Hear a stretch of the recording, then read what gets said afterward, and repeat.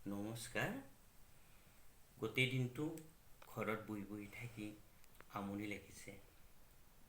সেয়েহে ভাবিছোঁ, অলৰেডি মই ফেচবুকত লিখিছিলোঁ, কবিতা ঠিক হোৱা নাছিল যদিও মই নিজে কবিতা বুলি ধৰি লৈ ফেচবুকত মোৰ ফটোৰ লগে লগে কেইটামান দিছিলোঁ। তাৰে সামান্য এটি কবিতা মই আজি পাঠ কৰি দিম বুলি ভাবিছোঁ। যিহেতু মই নিজে লিখা বস্তু এটা নিজে পাঠ কৰি দি ভালো লাগে আৰু সময়খিনিও অতিবাহিত হ'ব, আৰু বন্ধুবৰ্গও যাতে মোক কোনো ভুল নুবুজে, বেয়া নাপায় আৰু মৰমেৰে আদৰি ল'ব। মোৰ কবিতা আছিল হেৰাই যোৱা সপোন।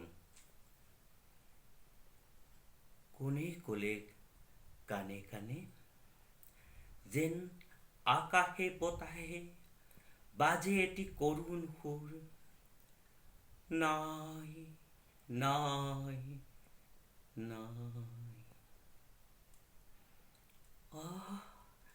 কিয় বা কান্দিছে মনে, কলিজা ফাটি যাব খোজে। অ' ভগৱান, দিয়া উপায়।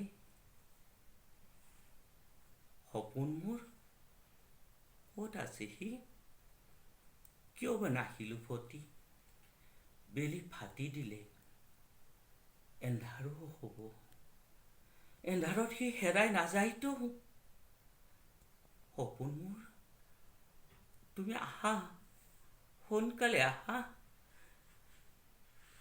হেৰাই যাওঁ সপোন, মই তাক বিচাৰি আনিবই লাগিব।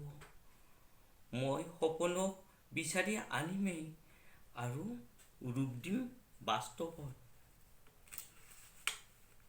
সৌ অখ কঠিন প্ৰাচীৰ ভাঙি মই কৰিম চুৰমাৰ, পুতলিম মোৰ হেঁপাহৰ সপোনক। কিমান দিন ধৰি ৰাখিবি মোৰ সপোনক তহঁতৰ এই লুপ্ত ৰাজ্যত?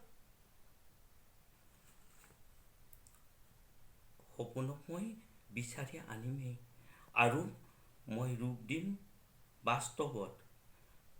হয়তো মোৰ হৃদয় খণ্ড টুকুৰা টুকুৰি হ'ব, ৰূপান্তৰিত হ'ব শিলাখণ্ডত। তথাপি মোৰ দৃঢ় সংকল্প, মই মোৰ সপোনক বিচাৰি আনিমেই। হেৰা বাটৰুৱা, শুনাচোন, কোৱাচোন মোৰ সপোনক দেখিছানে? ক'ত আছে সি? কিয় নাহিল উভতি?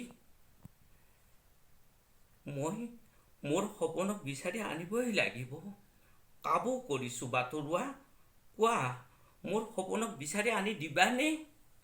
নাই, মই নিজেই যাম। মই মোৰ সপোনক বিচাৰি আনিবই লাগিব। সি যে মোৰ চিৰলগৰী। সপোন সপোন। ধন্যবাদ।